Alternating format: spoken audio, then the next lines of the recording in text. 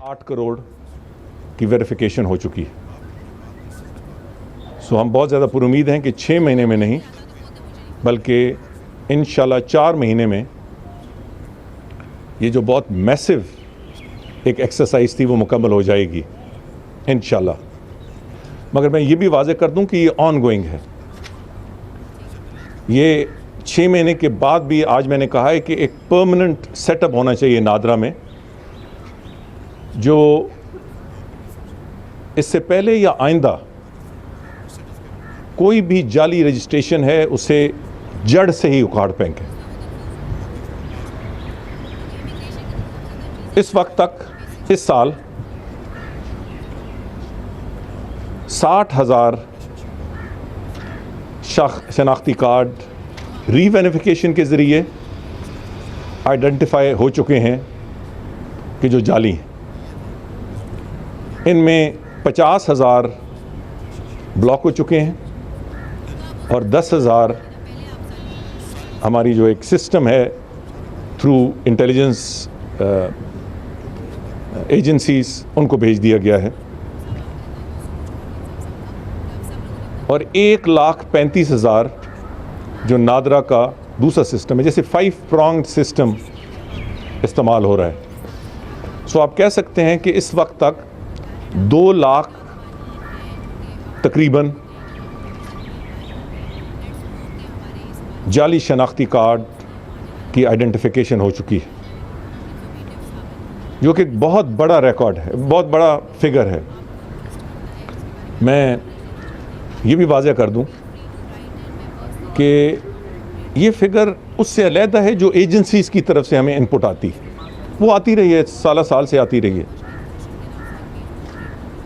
इससे पहले जो गुज़श्ता हुकूमत गुजरी पीपल्स पार्टी से पहले, उनके दौर में एक शनाख्ती कार्ड भी अपने इनबिल्ट सिस्टम से कैंसिल नहीं हुआ या ब्लॉक नहीं हुआ। और पीपल्स पार्टी दौर में 500 और कुछ, मुझे एग्जैक्ट फिगर्स 500 से ऊपर का नहीं याद। सो ये एक मैसिव एक्सरसाइज है। पहले साल हम शुरू कर रहे थे तो 6,000, अगले साल 90,000 से ज़्यादा, और अब जैसे मैंने कहा है कि फिगर 2 लाख तक पहुंच चुका है, जिसमें 60,000 रीवेरिफिकेशन प्रोग्राम के ज़रिए। एक बहुत बड़ा मैसिव फिगर है और इससे आपको अंदाज़ा लगा सकते हैं कि हमारी नेशनल डेटाबेस रजिस्ट्रेशन अथॉरिटी में कितनी इनग्रेस थी चोरी और चकारी की, जालसाजी की, और मेरा ख्याल है कॉम्प्रोमाइज़ ऑफ नेशनल इंटरेस्ट।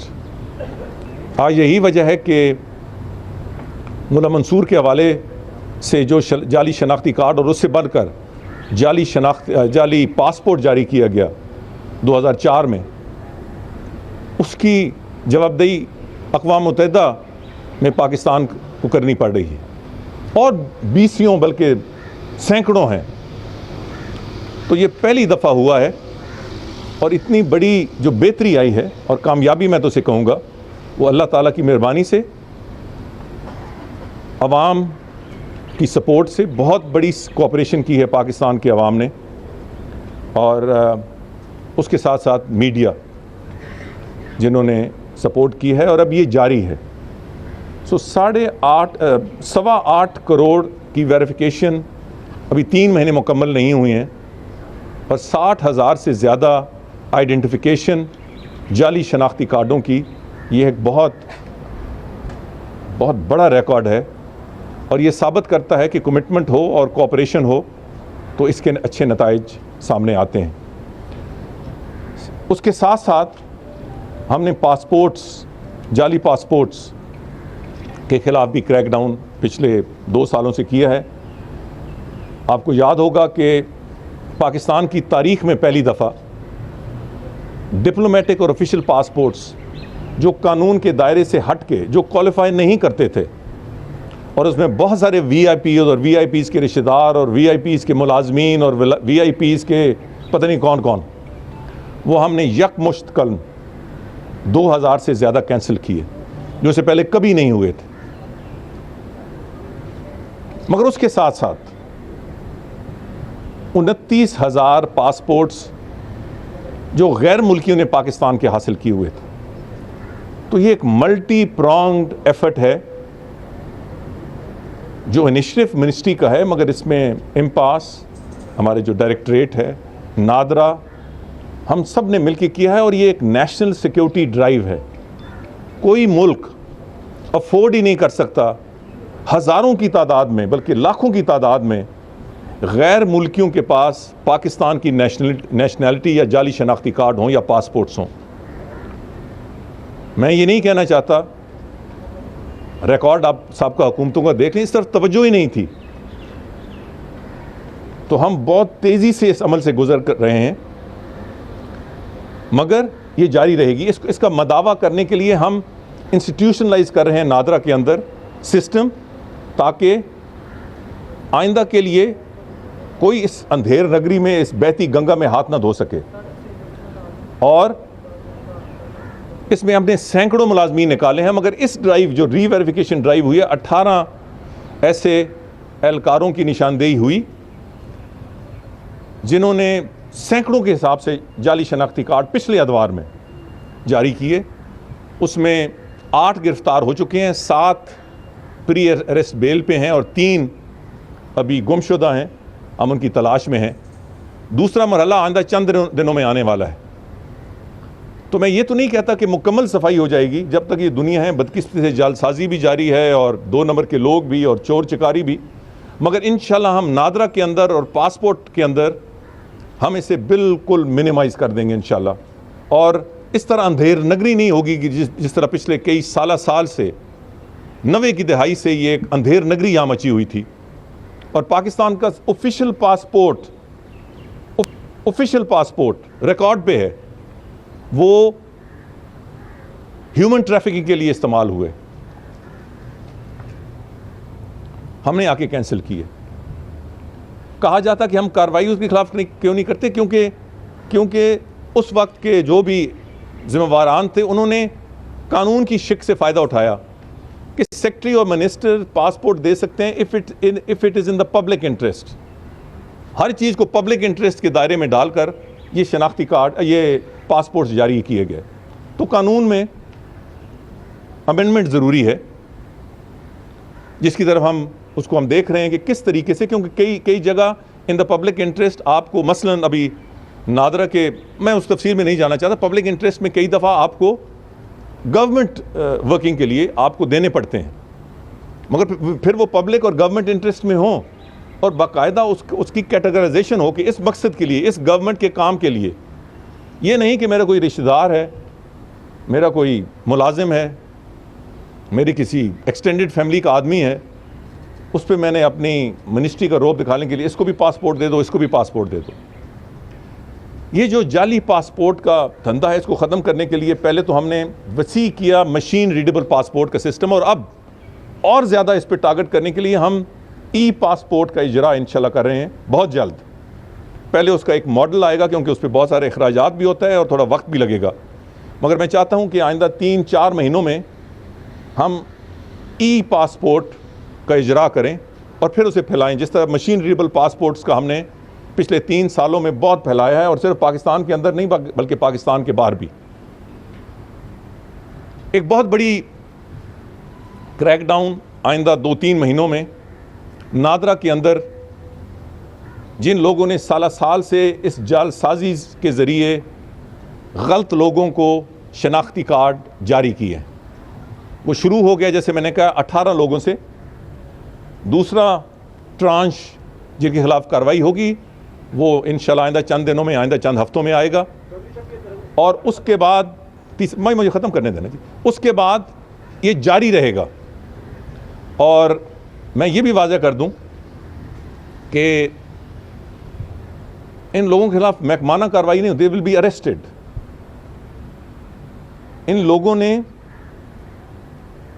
इस मुल्क के साथ, इस स्टेट के साथ गद्दारी की है, जिन्होंने पैसे लेकर शनाख्ती कार्ड और पासपोर्ट्स बेचे हैं। ये हम और बहुत सारी चीज़ों पे कंसंट्रेट करते हैं, हमें ये एहसास नहीं होता। ये बहुत बड़ा जुर्म है। It is just not tolerable कि आप अपने मुल्क की नेशनैलिटी बेचें, ख़ास तौर पे जब वो नेशनैलिटी गलत तरीके से इस्तेमाल हुई। तो जो सबसे ज़्यादा खुशकुन बात हुई है कि ये प्रेशर जब हमने बिल्ड किया तो 2000 से ज़्यादा, मेरे ख्याल है 2100 रिकॉर्ड इस वक्त है कि लोगों ने अज खुद अपनी नेशनैलिटी वापस की। मैं ये भी वाज़ह कर दूं कि पाकिस्तान की तारीख में किसी एक शख्स रिकॉर्ड पे नहीं है कि उसने अज खुद अपनी नेशनैलिटी की ये गलत मुझे मिली है। हमने जो पिछले 2.5 महीने से प्रेशर डाला और आपने, मीडिया ने उसमें बहुत सपोर्ट किया, 2000 से ज़्यादा गैर मुल्कियों ने किसी भी कैद से बचने और अपने खिलाफ कानूनी कार्रवाई से बचने के, इस वक्त तक 2000 से ज़्यादा गैर मुल्की वॉलंटरली अपने नेशनैलिटी वापस कर चुके हैं। इससे पहले रिकॉर्ड पे नहीं है कि किसी एक गैर मुल्की ने भी इस तरह गलत जिसने हासिल की है उसने अपनी नेशनैलिटी वापस की हो। सो एक बहुत बड़ा मोमेंटम है, हम इस मोमेंटम को जारी रखेंगे क्योंकि हमने क्लीन अप करना है नादरा के अंदर से, पासपोर्ट्स के अंदर से इस किस्म की गलतकारियों को, और it is going to be an ongoing process. मगर इसके साथ साथ ये भी ज़रूरी है कि जिन लोगों के अब हज़ारों की तादाद में नहीं, लाखों की तादाद में ब्लॉक हुए हैं, तो उसमें कई ऐसे भी ज़रूर होंगे जो पाकिस्तानी हैं मगर ब्लॉक हो गए हैं। तो मेरी बहुत शदीद ख्वाहिश है कि इस पे टाइम लिमिट हो, हम अनलिमिटेड टाइम पे लोगों को तकलीफ़ ना पहुंचाएं। ये नादरा की भी जिम्मेवारी है, FIA की भी, इंटेलिजेंस एजेंसीज़ की। अब किसी का ब्लॉक हो गया और वो भागता रहेगा आइंदा साल 2 साल, ये नहीं हो सकता। पार्लियामेंट के अंदर से भी मेरे कलीग्स की एक बहुत बड़ी इनपुट है और बहुत बड़ा दबाव तो नहीं बल्कि मुशावरत है, उन पे दबाव है। और जाहिर है अगर उन पे दबाव है तो मुझ पे भी दबाव है कि कोई सही पाकिस्तानी उसके हम ब्लॉक ना करें, या अगर ब्लॉक हो गया तो उसको एक टाइम लिमिट के। तो मैंने आज ही इस पे बात की, अगले हफ्ते एक वाज़ेह पॉलिसी आ जाएगी। अगर हम टाइम लिमिट के अंदर, अगर एक टाइम लिमिट के अंदर नादरा पासपोर्ट या एजेंसीज प्रूव नहीं कर सकती कि ये बंदा गैर मुल्की है, तो ख़ुद ब खुद उसका शनाख्ती कार्ड बहाल हो जाएगा। इसका टाइम लिमिट मैंने अगले जुमेरात को मीटिंग रखी है, इंशाल्लाह हम इसका बाकायदा अनाउंस करेंगे और लोगों को ज़लील ख्वार नहीं होने देंगे, लोगों की तज़ीक भी नहीं होने देंगे।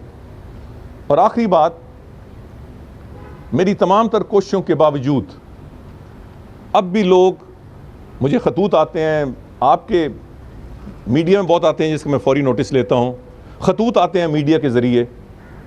अब भी नादरा में लोग धक्के खाते हैं कई जगह, जिसमें कराची सरफरिस्त है, लाहौर में होते हैं। ये लाइनें ख़त्म होनी चाहिए। लोग नादरा के क्यों नहीं लोगों से अच्छी कर्टिसी से पेश आते? मैंने बार बार कहा है कि कर्टिसी और इज़्ज़त देना, इसमें तो कोई तकलीफ़ नहीं होती, मगर मुझे शिकायत आती हैं। तो मैंने इन्हें कहा है कि अब बाकायदा इस पे एक्शन होगा। एक तो हम बड़े बड़े सेंटर्स बड़े शहरों में खोलने लगे, आइंदा 6 महीनों में, बल्कि 5 महीनों में इंशाल्लाह कराची में, लाहौर में, गुजरांवाला में, पेशावर में, क्वेटा में, जो बड़े बड़े, ये तो आइंदा 5 महीनों की बात है। इसके बाद हम छोटे, जहां भी ज़्यादा, मैंने कहा है कि अगले हफ्ते मुझे बताएं कि ज़्यादा कौन से स्टेशन हैं या रश होता है। इसके अलावा हम मॉनिटरिंग का एक हेल्पलाइन, वो भी आइंदा हफ्ते ऐलान करेंगे कि नादरा के लोग के अफसरान एहलकारों के बारे में कोई करप्शन के नोटिस है तो एक नेशनल हेल्पलाइन का ऐलान हम करने लगे हैं और उसकी मॉनिटरिंग मिनिस्ट्री करेगी। हेल्पलाइन तो नादरा की होगी। शिकायत का इजाला होना चाहिए कि भाई इतने अरसे से शनाख्ती कार्ड नहीं मिला, इतनी अरसे से मेरा मसला हल नहीं हुआ, इतने अरसे से मेरा शनाख्ती कार्ड ब्लॉक है, मैं फ़लाँ दफ्तर में गया, वहाँ मुझसे पैसा मांगा गया, फ़लाँ शख्स ने मुझसे बदतमीज़ी से बात की। ये मैंने आज से तकरीबन 1.5 साल पहले जिम्मेवारी डाली और मेरे सामने एक बहुत अच्छा सिस्टम नादरा के चेयरमैन सामने लेके आए, मगर मैं उन्हें कहा कि ये सिस्टम काम नहीं कर रहा। मैंने उन्हें ये भी कहा है कि नादरा के जो अच्छे एहलकार हैं उनकी तनख्वाहें बढ़ाएं, जो गलत हैं उनके खिलाफ कार्रवाई करें, और ख़ास तर जो बदतमीज़ी से पेश आते हैं उनके लिए नादरा में कोई जगह नहीं है। तो मैं उस तफसील में नहीं जाना चाहता। इंशाअल्लाह ताला मैंने कहा है कि आइंदा 3 हफ्ते हर हफ्ते मैं इस पर मीटिंग करूँगा, बोर्ड को भी बुलाऊँगा, नादरा के लोगों को भी बुलाऊँगा, पासपोर्ट्स के लोगों को भी बुलाऊँगा, FIA के लोगों को भी बुलाऊँगा, और इनर अकाउंटेबिलिटी का भी एक सिस्टम होना चाहिए। पहले मैंने ये सारा काम डायरेक्शंस दे देते थे, मैंने दे दिए थे नादरा को, उसकी इम्प्लीमेंटेशन उस लेवल पे नहीं हुई। तो आइंदा 3-4 हफ्ते आप देखेंगे कि इस पे इंशाल्लाह बहुत तेज़ी से अमल होगा, और नादरा के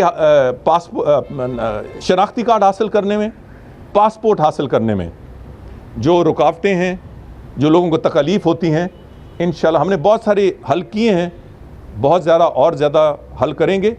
पहले बड़े मेगा सेंटर्स कराची में जो हम प्लान कर रहे हैं आइंदा 1 साल में, वो 3 हैं। उसके बाद छोटे टाउन्स में आएंगे जहां लोग इसी तरह, जिस तरह इस्लामाबाद में है, पिंडी में है, आप देखें कि मैं वहाँ देखता हूँ कि अब रश बहुत कम होता है।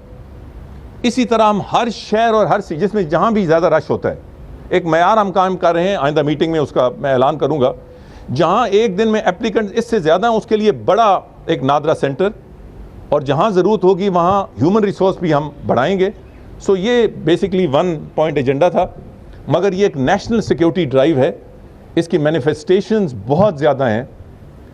इसके ज़रिए जाली शनाख्ती कार्डों के ज़रिए यहाँ ह्यूमन ट्रैफिक दहशतगर्दी हुई के वाक़यात हुए। पाकिस्तानी शनाख्ती थे गैर मुल्की, गलत ऑफिशियल पासपोर्ट के ज़रिए ह्यूमन ट्रैफिकिंग वाक़े हुए, ह्यूमन स्मगलिंग के वाक़यात हुए। गैर मुल्कियों ने हमारे पासपोर्ट्स लेके हमारी बदनामी का बायस बने। हमने बैरूनी ममालिक से भी कदगन लगाई। जब मैं आया तो हर दूसरे दिन मुझे आता था, कभी इटली से, कभी कनाडा से, कभी अमेरिका से, कभी किससे, फ़लाँ शख्स हम भेज रहे हैं अगले जहाज़ पे, इसके ख़िलाफ़ दहशतगर्दी का इल्ज़ाम है। मैंने कहा कि इसके बाद आइंदा अगले जहाज़ पे वापस भेजेंगे, अगर दहशतगर्दी का इल्ज़ाम है तो इसको वहाँ ही ट्राई करें। अगर दहशतगर्दी का इल्ज़ाम पाकिस्तान में तो नहीं है, वहाँ है, तो इसके खिलाफ़ कार्रवाई होनी चाहिए। अगर आप कार्रवाई नहीं हम करना चाहते हैं तो पहले हमसे शेयर करें इसके पास क्या है, इसके खिलाफ़ क्या शवाहिद हैं। जब मैं शुरू में वज़ीर आया तो हर दूसरे दिन कहीं ना कहीं से आया होता था। अब जब से हमने दूसरे जहाज़ से वापस भेजना शुरू किया है, साल हो गया, कोई दहशतगर्दी का इल्ज़ाम नहीं लगा जिनको वो डिपोर्ट करना चाहते थे। जो गैर मुल्की पाकिस्तानी को डिपोर्ट करते थे वो एक अलग लिस्ट है। अब कोई पाकिस्तानी, कोई मुल्क भी, खा वो अमेरिका हो, यूरोप हो, कोई और हो, वो जब तक हम तस्दीक न करें वो जहाज़ पे नहीं बिठा सकता। अगर वो बिठाएगा तो अगले जहाज़ पे वापस जाएगा और फिर उस जहाज़ को जुर्माना भी होगा करोड़ों का। हम 4 करोड़ से ज़्यादा, इससे पहले कोई नहीं था। जब मैंने कहा कि जुर्माना लगना चाहिए तो उन्होंने कहा कि यहाँ तो रवायत ही नहीं है। अब हमने लगाया। अब ये नहीं कि मादर पितर आज़ादी है कि हर बैरूनी जो बैनुल-अक़वामी जहाज़ है वो लोग लेते थे और इधर भेज देते थे, अब नहीं होता। सो ये बहुत सारी पेशरफ्त है, बहुत सारी इम्प्रूवमेंट है। इंशाल्लाह इसको जारी रखा जाएगा। चौधरी सोहेल साहब।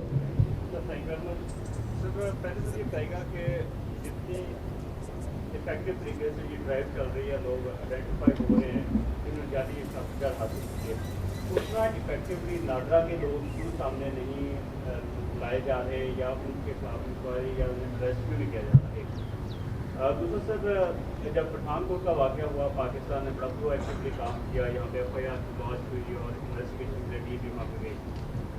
लेकिन अब उड़ी में वाक़या हुआ तो पाकिस्तान के बारे में जो इल्ज़ाम लगाए जा रहे हैं, जो वहाँ से इंस्टिगेट किया जा रहा है, उसके ऊपर क्या कहेंगे? पाकिस्तान कैसे रिस्पॉन्ड कर रहे हैं सिचुएशन को? पहले दूसरे हिस्से को जो साहब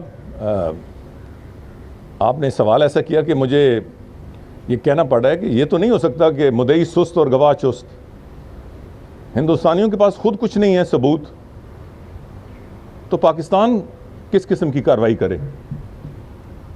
उन्होंने तो एक इल्ज़ाम लगाया है, और इल्ज़ाम भी सिर्फ पाकिस्तान को बदनाम करने के लिए लगाया है। और इससे और बड़ा सबूत क्या हो सकता? हमने तो यहाँ मीडिया पे कोई कदर नहीं लगाई, कोई सेंसरशिप नहीं लगाया। सेंसरशिप तो उन्होंने लगाई। क्यों लगाई? क्योंकि पहले उनके झूठ के पोल इतने खुल गए कि उन्हें सेंसरशिप लगानी पड़ी। जो खड़ा होके शख्स खड़ा हुआ उसने झूठ ही बोला। सो पहले तो ये तय कर लिया जाए कि, और हिंदुस्तान अभी तक खुद तय नहीं कर सकी।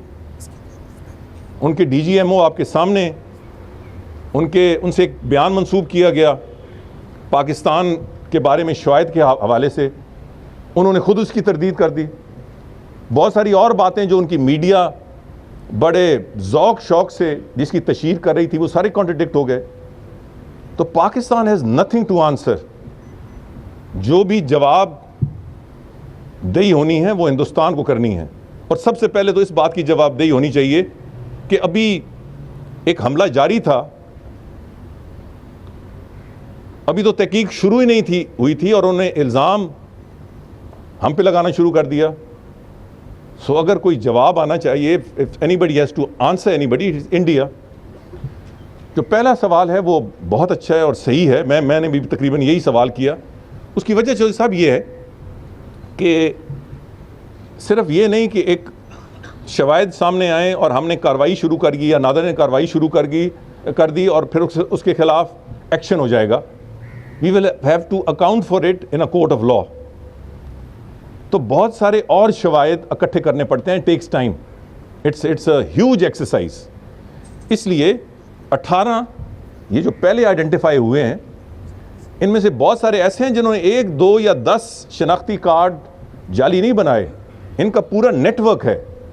और इनमें से जो 8 गिरफ्तार हुए हैं उन्होंने और लोगों के नाम बताए हैं।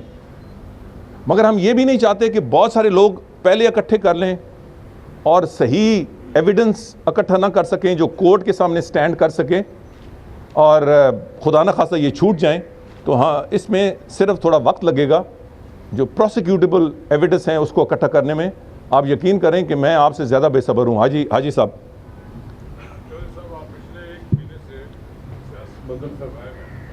शाबाश।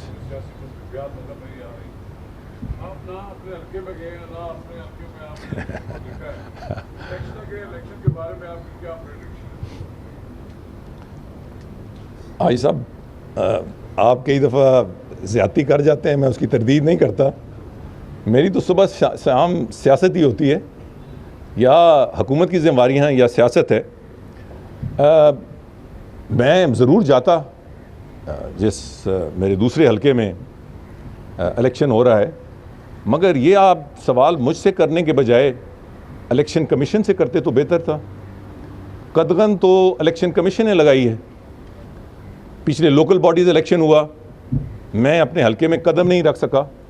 ये अलग बात है कि अल्लाह ताला की मेहरबानी से वहाँ ऑलमोस्ट क्लीन स्वीप हमारी पार्टी ने की मेरे हलके में। अब मुझे अजीब सा लगता है, आपने सवाल कर दिया तो, कि मुझ पे तो कदगन है, मगर मेरे जो सियासी मुखालफिन हैं और वो भी MNA हैं, वो पूरे के पूरे ख़ानदान इलेक्शन कैंपेन लोकल बॉडीज़ की भी की और अब इस सीट के लिए भी की। और हद यहाँ ख़त्म नहीं होती, बल्कि जो मुखालिफ हमारे सियासी लीडर हैं, इमरान खान, वो बाकायदा आज जलसा कर रहे हैं। तो मुझे समझ नहीं आती कि ये यकतरफा पाबंदी क्यों है। हाँ, अगर हमारे मुखालफिन ने इसको वायलेट किया है तो फिर इलेक्शन कमीशन को कार्रवाई क्यों नहीं करता। इमरान खान के बारे में चीचेवतनी जाने पर भी इस तरह पाबंदी लगाई गई थी, उन्होंने उसकी वायलेशन की, तो क्या कार्रवाई हुई? कुछ नहीं हुई। तो एक तो इलेक्शन कमीशन को यह देखना चाहिए कि अगर वो पाबंदी लगाएं तो दो तरफा होनी चाहिए,